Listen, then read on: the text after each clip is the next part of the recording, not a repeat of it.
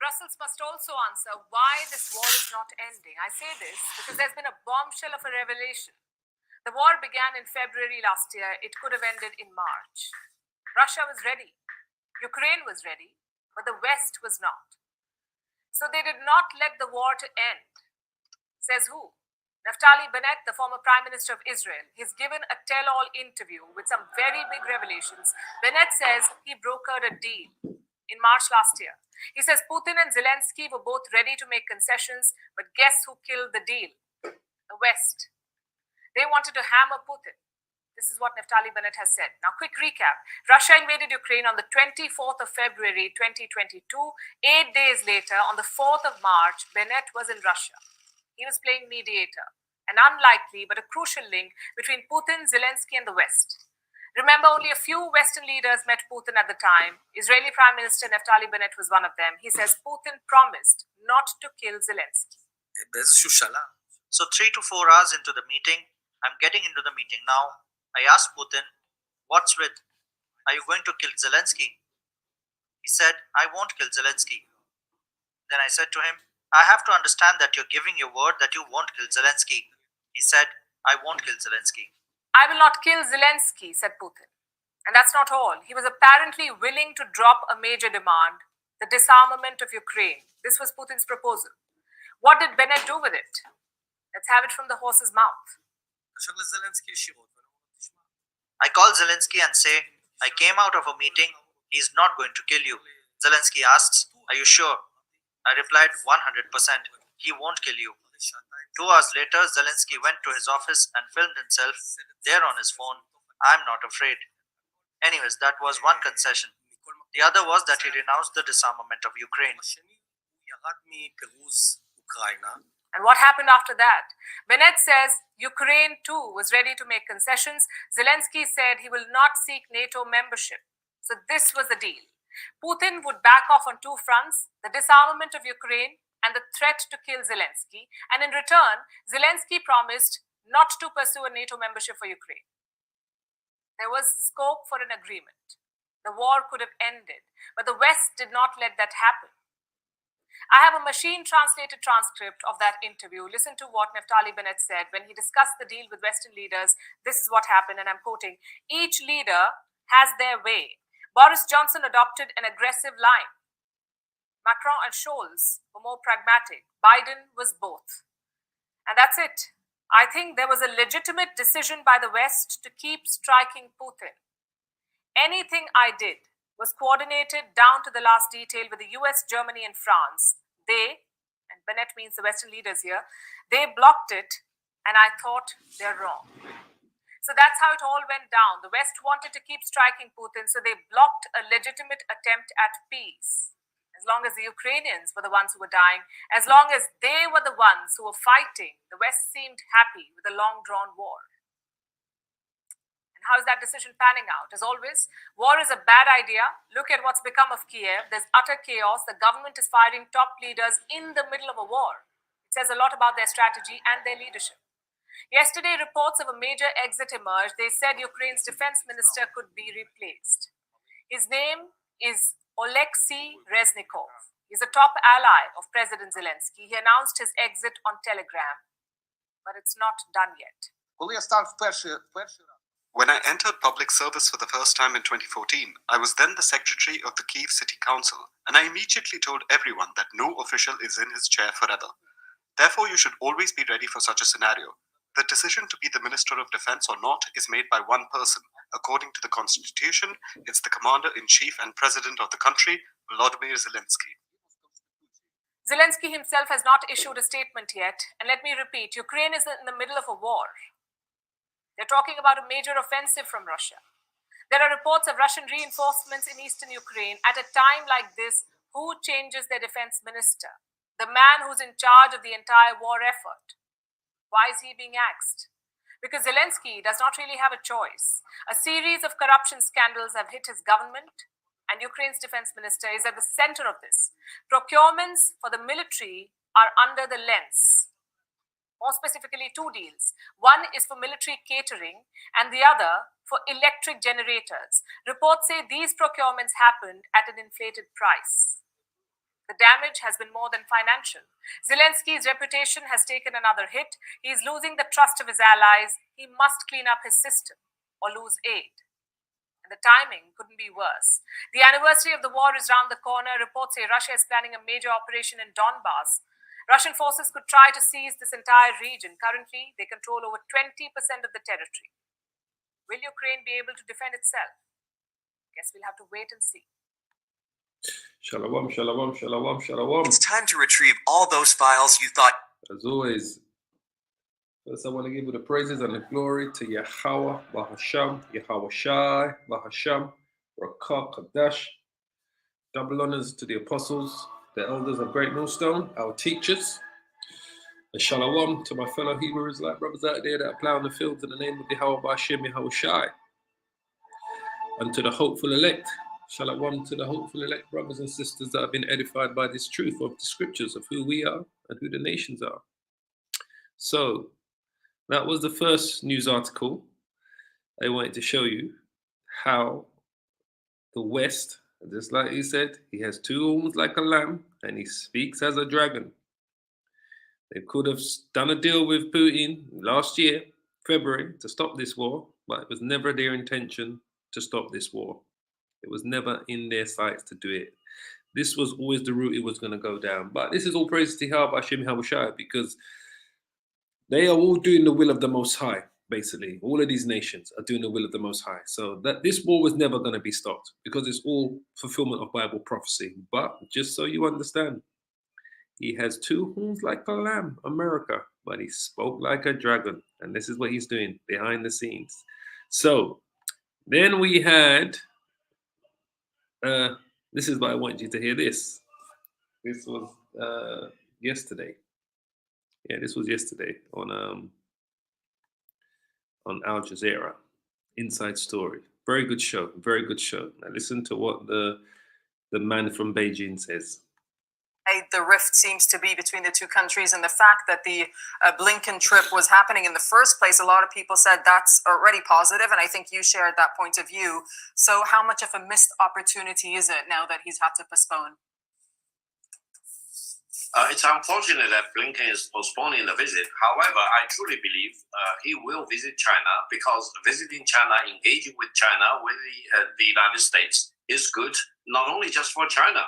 It is good, absolutely, for the United States. And it is a good, positive development for world peace and development.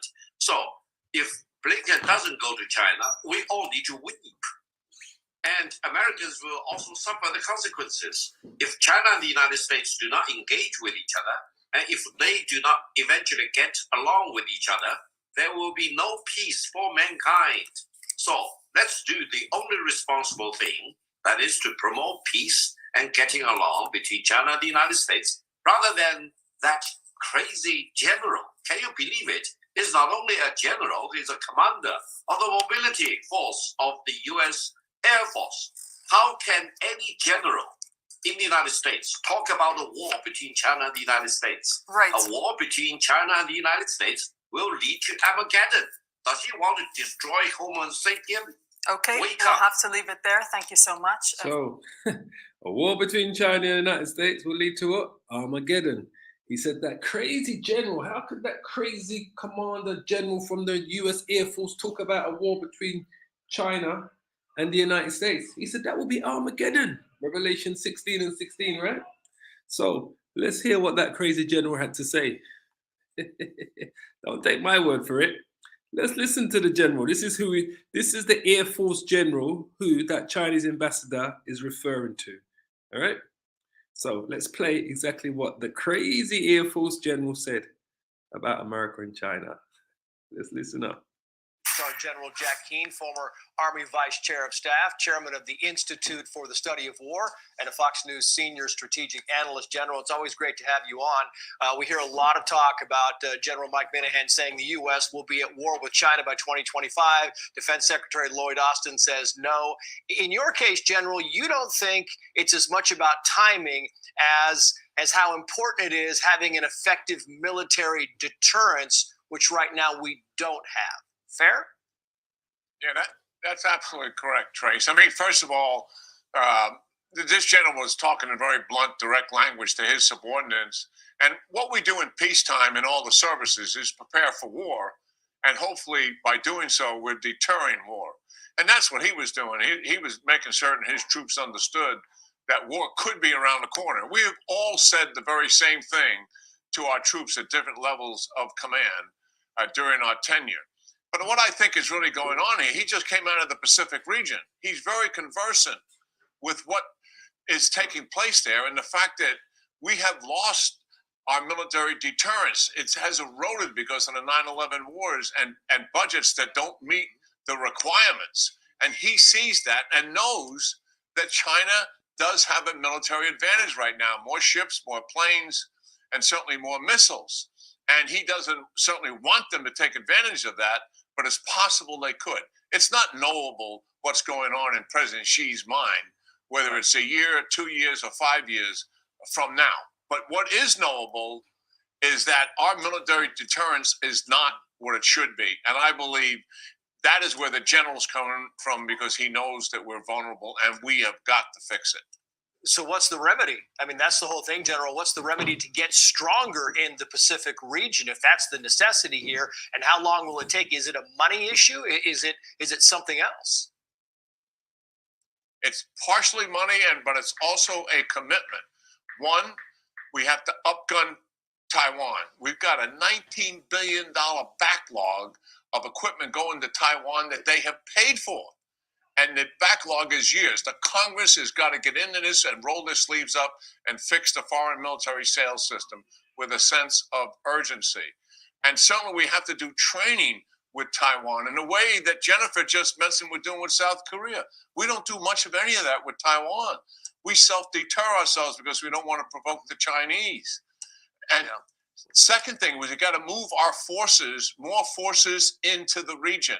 Yes, more planes. Yes, more ships and more missiles. We've got to deploy them and make certain that China understands that there is an effective deterrent. And the only way that's going to happen is their generals will look at it and say, well, the cost is too great for us to start a war over Taiwan here with the United States because we don't know what the outcome will be. That is the kind of answer we want. I just quickly, 15 seconds, General, I want to put this on the screen. This is from the Chinese Foreign Ministry concerning Kevin McCarthy's upcoming trip. He says China opposes any form of official interaction between its Taiwan region and countries having diplomatic ties with China. We hope U.S. lawmakers will abide by the one China principle. What do you think of that very quickly? I mean, they said kind of the same thing when Nancy Pelosi went. We should visit Taiwan and support them, moral support, political support that a political leader would provide. But look at the Secretary of Defense should go. He doesn't. The Secretary of State should go on his own trip. He doesn't. The chairman doesn't go. The Indo-Pacific commander doesn't go. We self-deter ourselves from this because we don't want to provoke China. We've got to stop cuddling this issue and make certain we're providing the support to Taiwan that they need. Yeah. General, great to see you. Thank you, sir. Well, that's the crazy general that the Chinese ambassador was speaking about, all right? The American general. So,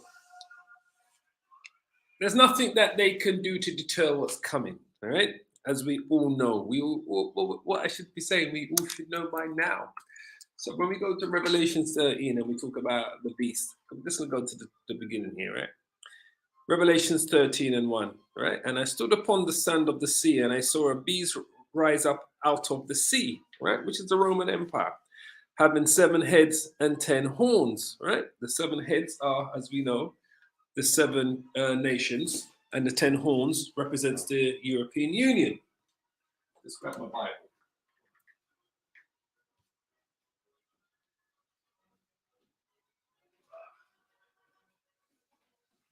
Just grab my scriptures. I like to have my Bible in front of me when I'm reading these. Even though I'm reading from the screen, I like to read it from my Bible. I've got this affiliation of holding my Bible in my hand. So, what we are seeing here is the beast. This reincarnation of this beast. These 7 heads that the Bible speaks of, the 10 horns, the European Union, right? And upon his horns were 10 crowns, and upon his head the name of blasphemy.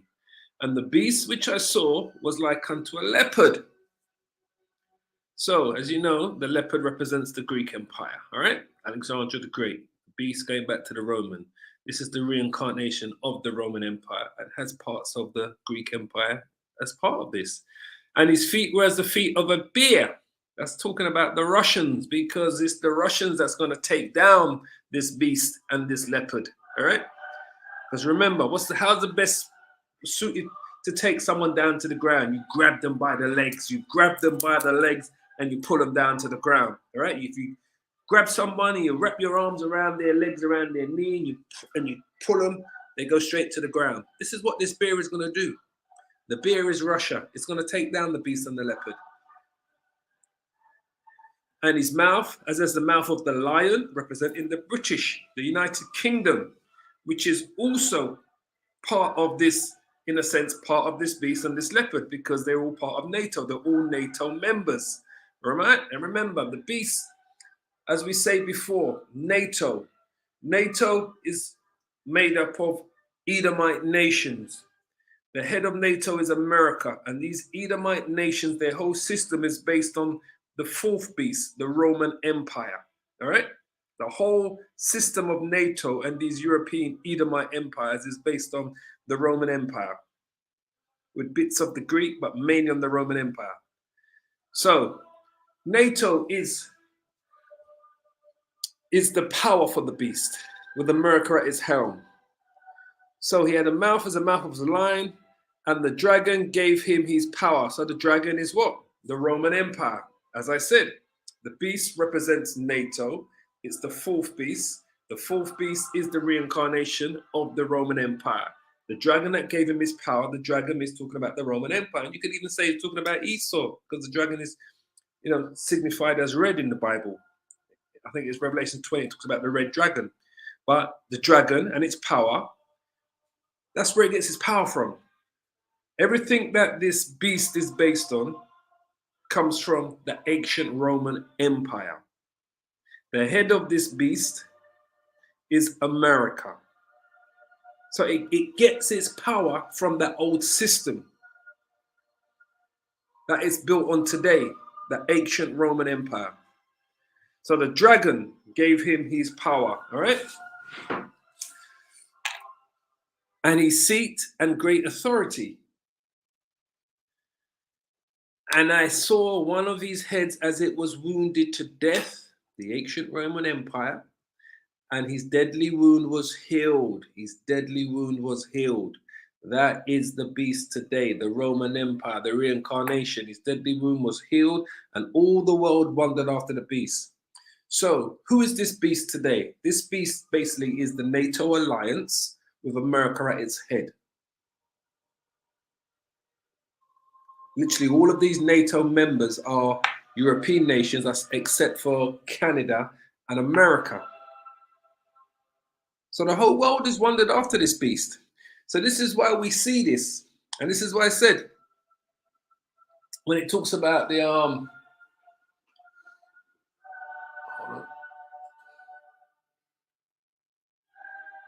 when it talks about we'll get to it, and we'll get to it. It says, and they worship the dragon, which gave power unto the beast. And they worship the beast. They worship Esau, Edom, this so-called white man. They worship him and his system. They worship NATO because of its military power, and the Edomite nations that all make up NATO. They worship this reincarnation of this Roman Empire, this whole system. Who is like unto the beast, and who's able to make war with the beast, right? With him. So, who's able to make war with him? It's going to be the Russians, because the Russians are not part of the beast. It's the Russians that the Most High is going to use. So this is why when we heard what, where is it? It was this one here. Hold on. Was it this one here?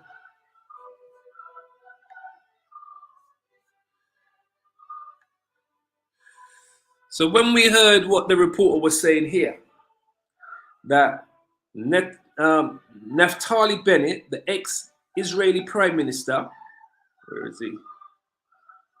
This guy here, when she was speaking, this is why this is breaking news, right? This came out today, right?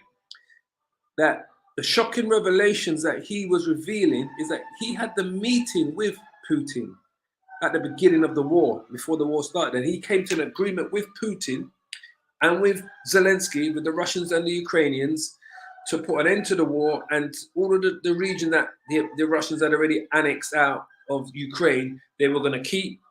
Putin said he was no longer going to assassinate Zelensky, and that he would no longer require Ukraine to demilitarize itself, but it could not be a member of NATO.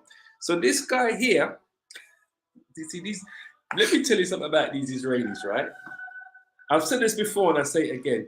These Israelis know Bible prophecy is true. These Israelis know that Bible prophecy is true. They're not under any doubt.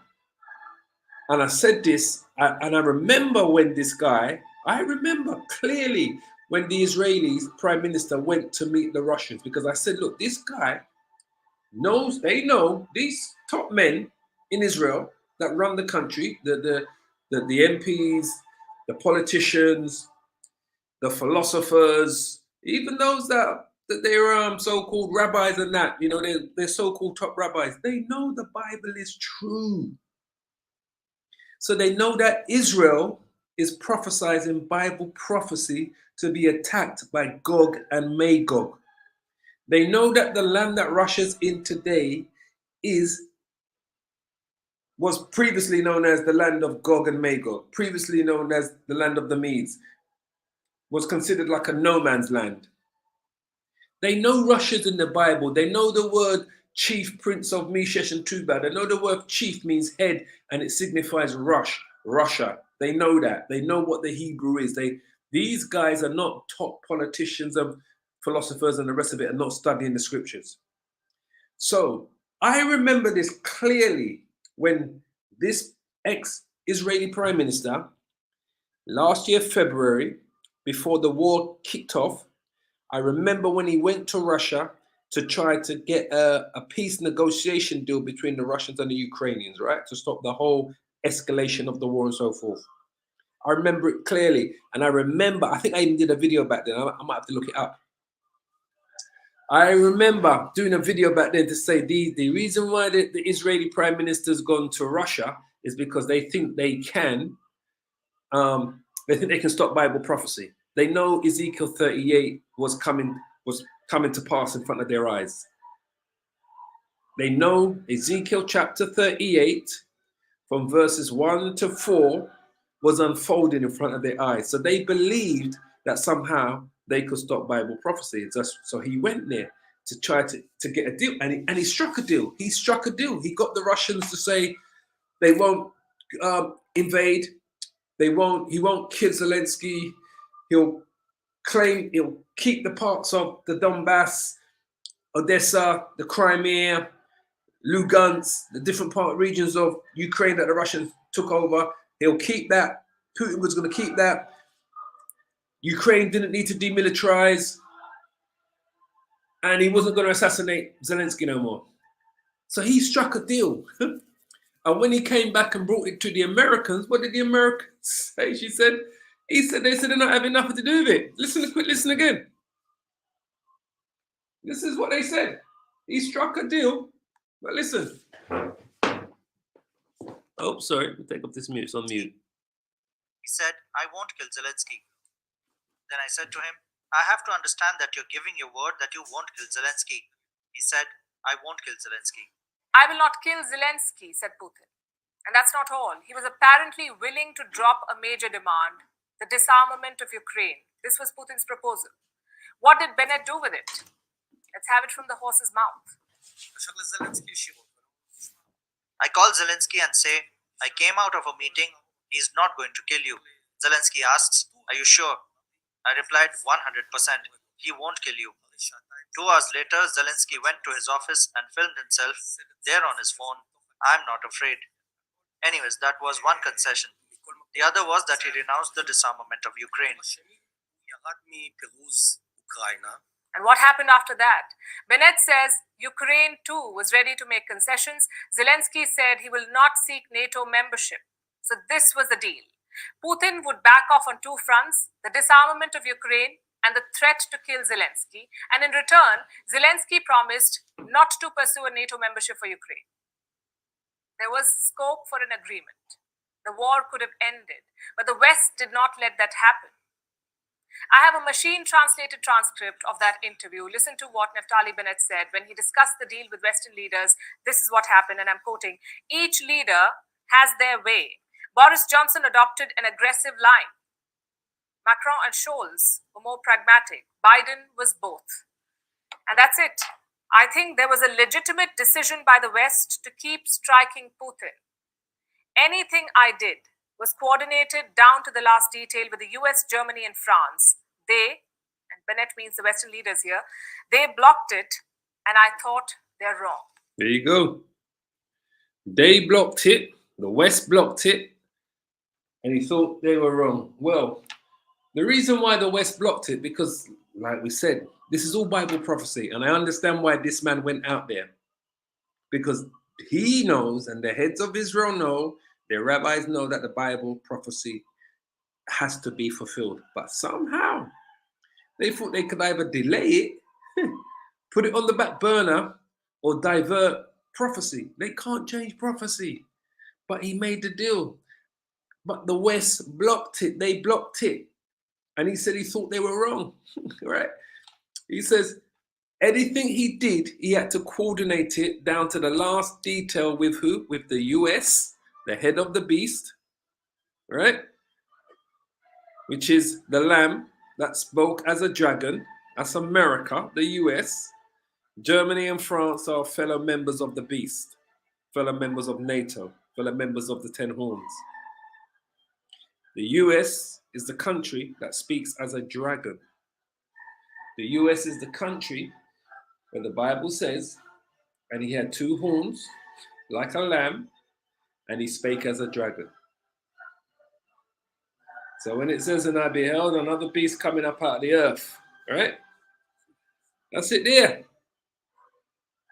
This is the reincarnation of the 4th beast. That's the strength. So my point is, the Lord's prophecies have to be fulfilled. And I know that's why this man went out there last year, February. He did this interview. This interview was done on the 3rd of February, about 5 days ago, where he's making the world know that he struck a deal, but the West blocked it. Why? Because prophecy has to be fulfilled. Prophecy has to be fulfilled. So when we go back to Revelation 13, it says, and they worship the dragon which gave power unto the beast. Right? And they worship the beast, saying, who is like unto the beast? That's NATO. The head of NATO is America. They worship the dragon. The dragon is the Roman Empire. The beast is the reincarnation of the Roman Empire. The head of the beast is who? America. Who is able to make war with him? And there was given unto him a mouth speaking great things and blasphemies. That's America. And power was given unto him to continue 42 months, which signifies 3.5 years, which is symbolic for the 350 years of what we call chattel slavery of the children of Israel. And he opened his mouth in blasphemy against the Most High to blaspheme his name. And that's what he did when he took the children of Israel and caused them to believe in other gods and worship white Jesus. And they're blaspheming his name. And his tabernacle and them that dwell in heaven. And it was given unto him to make war with the saints. Like I said, the 3 and 2, the 40 and 2 months signifies 3.5 years, which is symbolic for 350 years of slavery. He made war with the saints when he came to the Americas. When the Europeans, the Edomites, came to the Americas, they made war with the saints. They made war with the saints when they took them from the west coast of Africa and brought them to the Americas. And to overcome them, he overcome them. Hence, it's known as the United States of America. They call you Americans and every other name that they named you. And power was given to him over all kindreds and tongues and nations. And all that dwell upon the earth shall worship him, whose names are not written in the book of life of the Lamb slain from the foundation of the world. And this is why we pray that our names are written in the book of life, right? Which is salvation. Hence, this goes into the mark of the beast. Further down, it talks about the mark of the beast, the microchip, so forth and so on. But if we just jump down to here, this is where I want to come to. This is what today's edification is based on. The beast from earth. The beast is the Roman Empire. The reincarnation of the Roman Empire is the NATO alliance with America at the top of that NATO alliance. America is the head.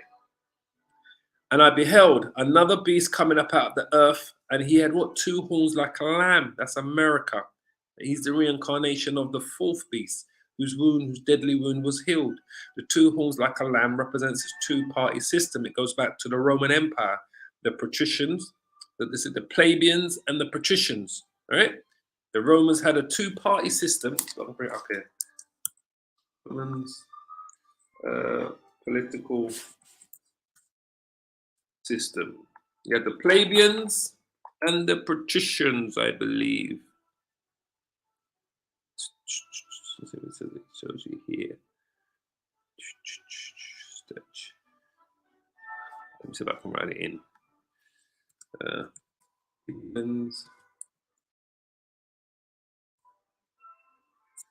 Plebeians. So, the term plebeian refers to all free Roman citizens who were not members of the patricians. Yeah, the senatorial or the equestrian classes, which they were part of the patrician. The senatorial and the equestrian classes was part of the patricians.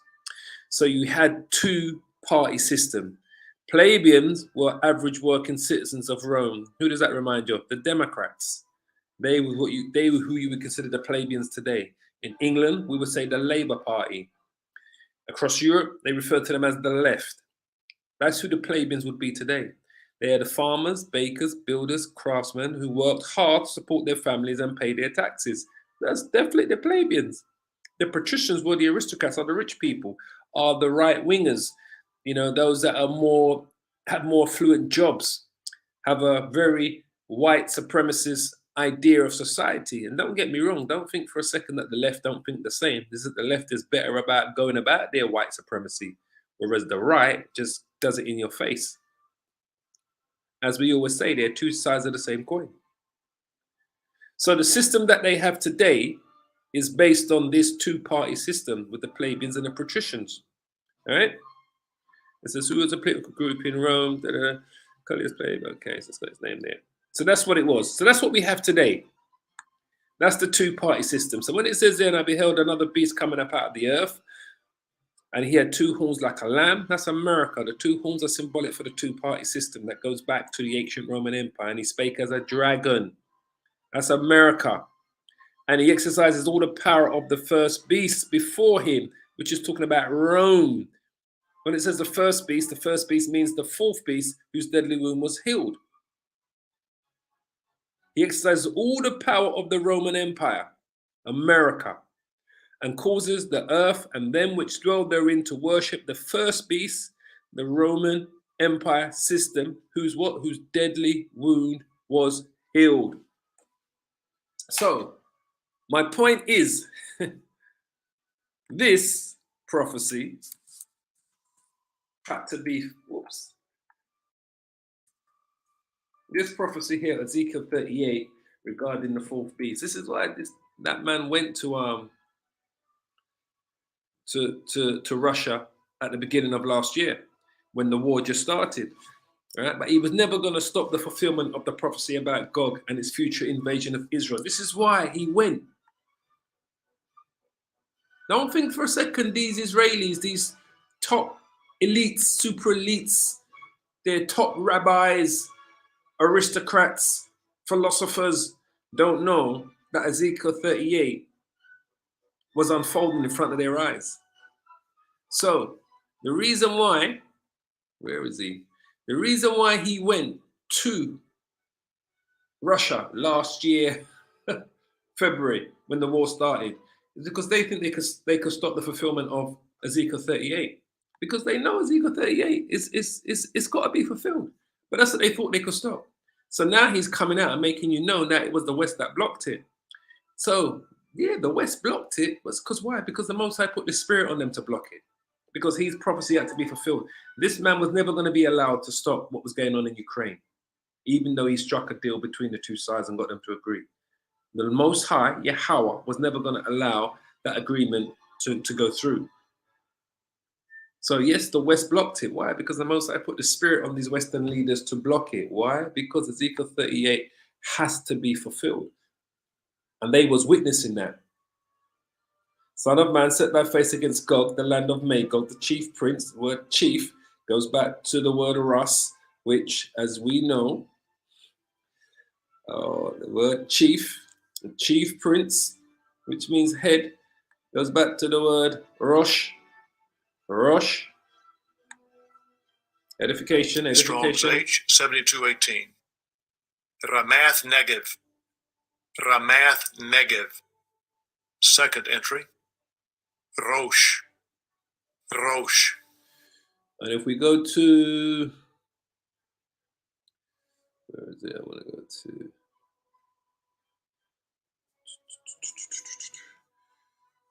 Let's go. Let's say Rosh. Rosh, make sure I spell it right. Rosh. Go to the word Rosh. Here, same word. And we've shown you this before. Strong's H, 7220. Rosh. Rosh. Means head. The head prince, same word there. Rosh. Means head, top, summit, upper part, chief, total sum, height, front, beginning. But it's head, so the head chief prince, Rosh. See, same word. Rosh. Same word. But here, Strong's H7220, Rosh, tells you that the word in Ezekiel 38 verse 2, which is what we're reading here, it has a different Strong's H7218. So here we're reading Ezekiel.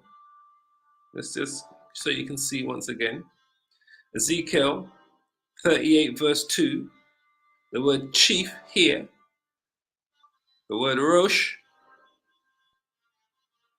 oops, H7218 here. Here it's H7220 Strong's, but it tells you here, this Rosh in Genesis 48, 46 and 2 is talking about Ezekiel 38 and 2 in terms of what it means, what they know what it means. Verses 2 and 3 and Ezekiel 39 verse 1. Of a northern nation mentioned with Tubal and Meshesh, of a northern nation mentioned with Tubal and Meshesh, right? As we can see, the word chief we're looking at here, which means Rosh. Undoubtedly, the Russians. Undoubtedly, undoubtedly the Russians. So there's nothing that he could have done to have stopped what's coming, because Ezekiel 38, verse 1 to 4 was being fulfilled in front of his eyes. So now it's all coming out. So we go back to Ezekiel when it says the chief prince, that's the Rosh prince, the Russian prince of Meshesh and Tubal, prophesies against him and say, thus says the Lord Power, behold, I am against thee, O Gog, the chief prince of Meshesh and Tubal. Because the Most High is not for the Edomites in Russia, he's against them, but he's got to use them. So him trying to get that agreement last year was never going to happen. Even though he got them both to agree, both sides, it was never going to be fulfilled, because the Lord's work, the Lord's prophecies have to be fulfilled.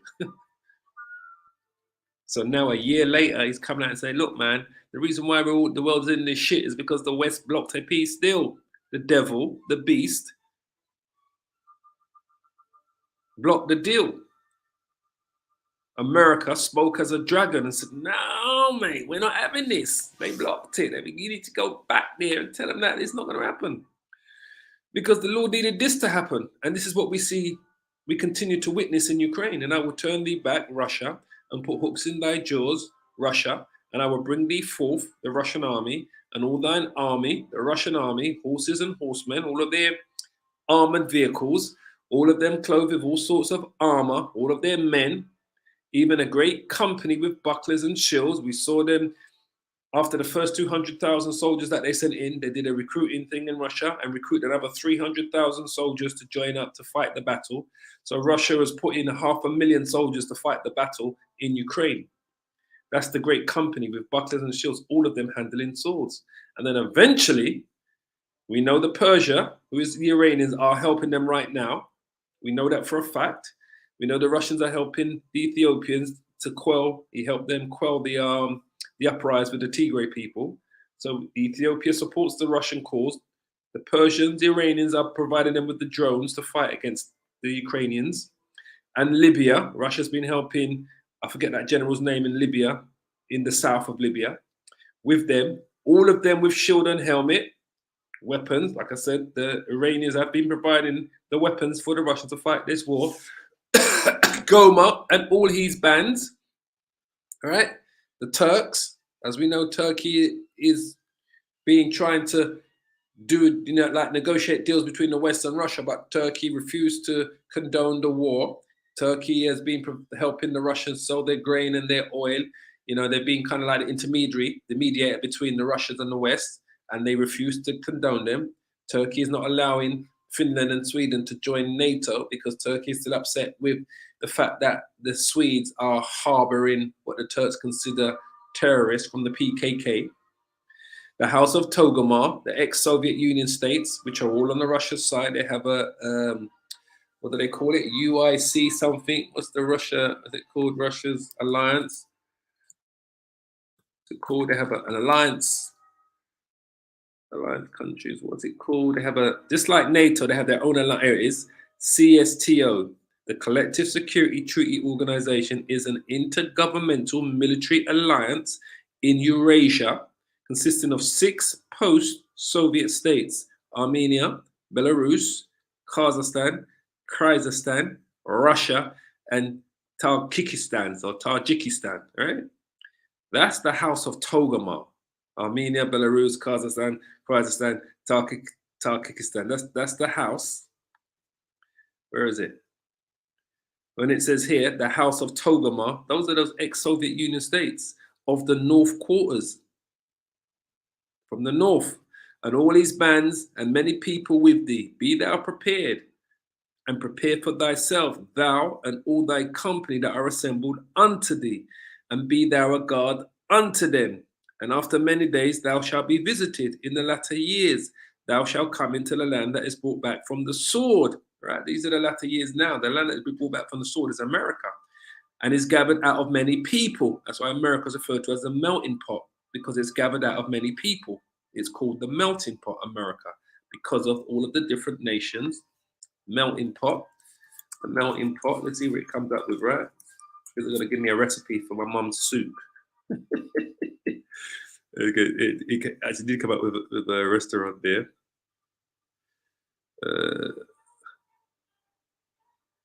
There it is. The melting pot is a monocultural metaphor for a heterogeneous society becoming more homogeneous, right? More homogeneous. The different elements melting together with a common culture. An alternative being a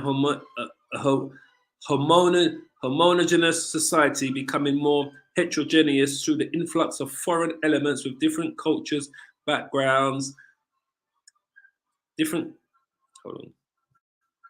Sorry. All right. It says it through the influx of foreign elements with different cultural backgrounds possessing the potential to create disharmony within the previous culture. It can also create a harmonious hybridized society known as a cultural amalgamation.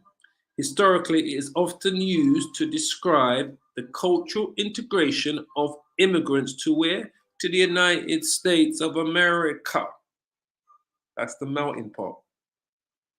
Because It's a monocultural metaphor for a heterogeneous society becoming more homogeneous, different elements melting together with a common culture, which is Americanization. Let's go back. So when it says here, where was we? Down here.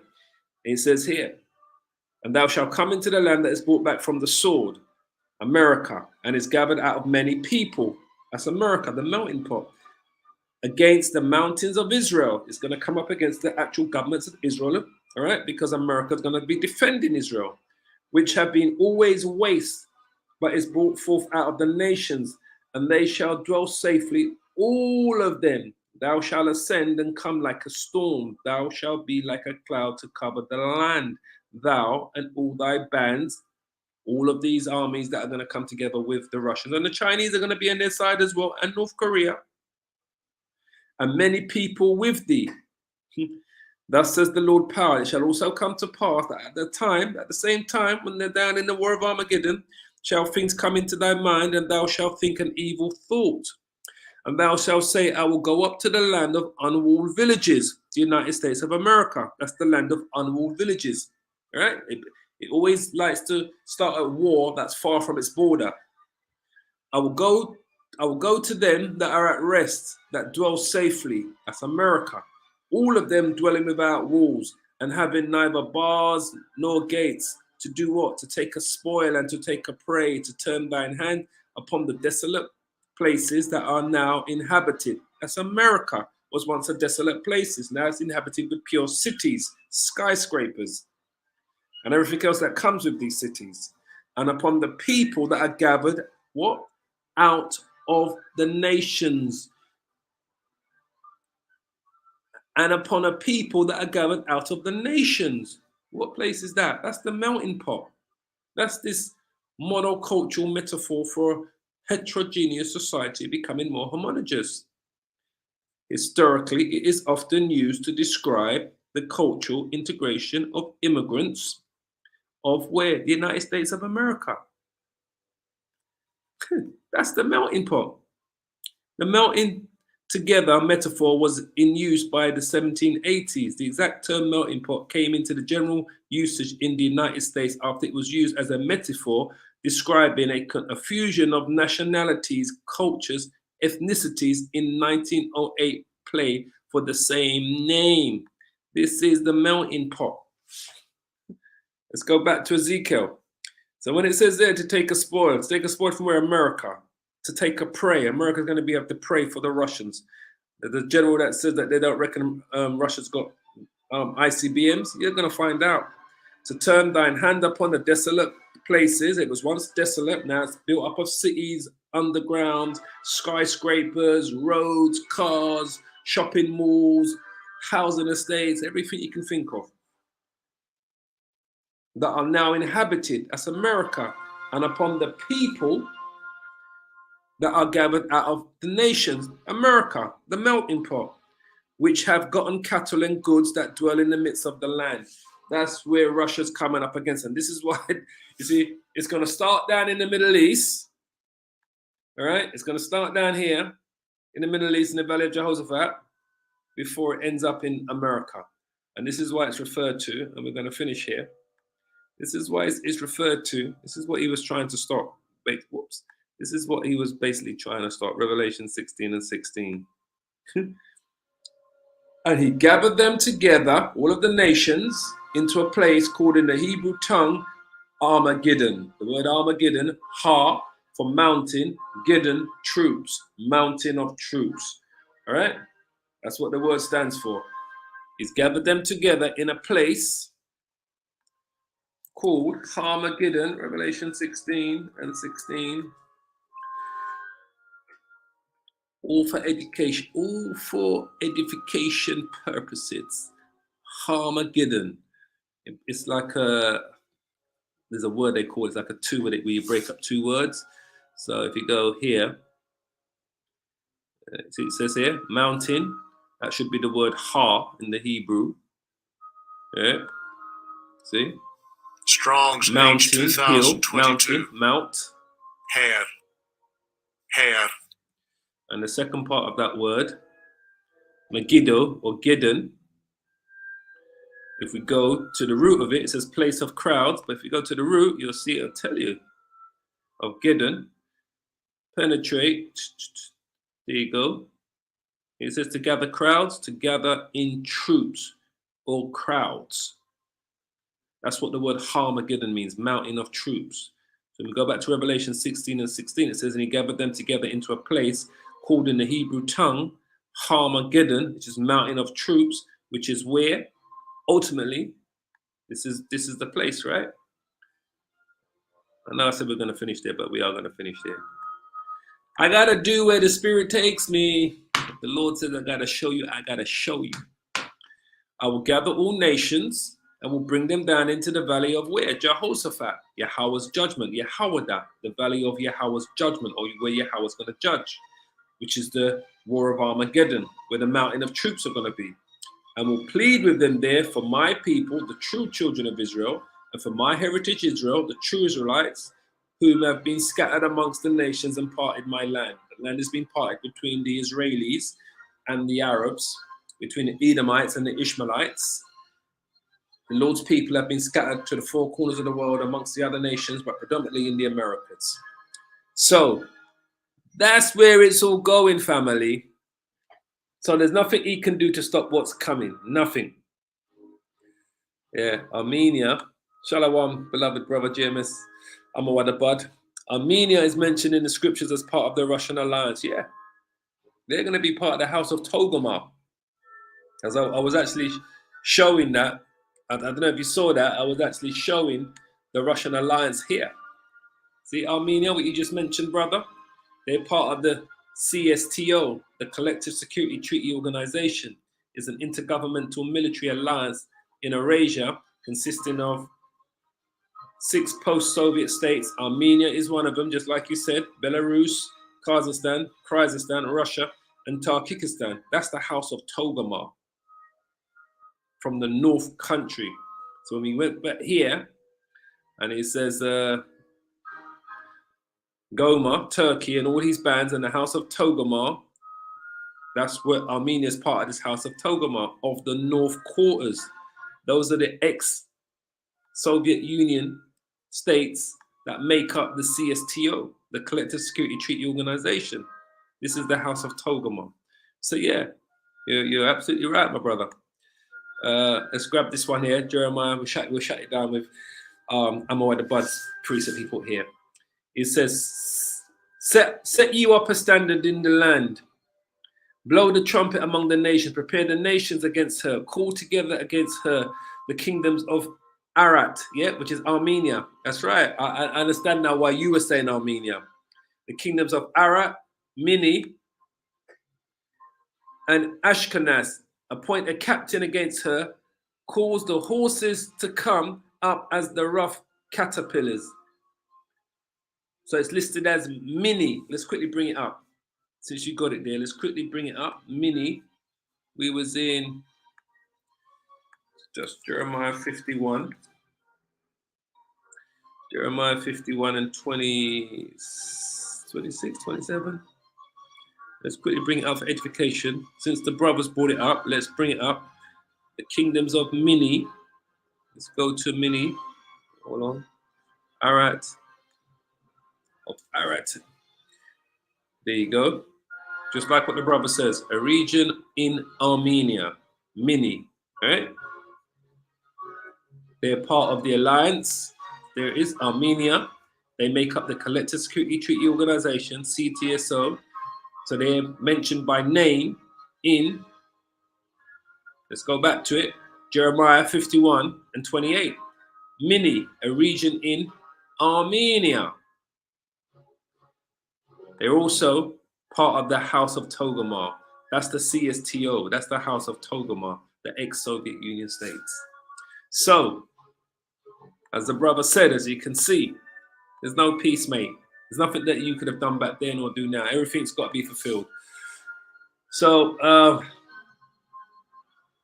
we're going to call it a day there, nearly on the hour mark. As I always say, I pray you're edified by today's edification. Russia, China, and America. It's beautiful. We're getting there. We're getting there. And he had 2 horns like a lamb, America, and he spoke like a dragon. Spoke like the Roman Empire. That's the dragon. As always, Kal Halal, Yahweh, Ba'asham, Yahushai, Ba'asham, Rakah, Kadash. Double honors to the apostles of Great Millstone, our elders and our teachers. Shalom to my fellow Hebrew Israelite brothers out there who have been teaching this truth in the name of Yahweh Ba'ashim Yahushai. And shalom to the hopeful elect brothers and sisters who have truly been edified by the truth of the scriptures of who we are, who the nations are, and what's to become of the nations and the hopeful elect. Shalom, shalom, shalom. As I always like to say, keep praying, keep safe, and hold on to this truth. Hold on to this truth, because we're nearly there, family. We're nearly there. So shalom, shalom, shalom. All praises, all praises. And shalom, beloved brother, Amawadabad, as always. And GMS Hawaii, shalom, my beloved brother. All praises, shalom to my fellow GMS brothers out there that are plowing the fields.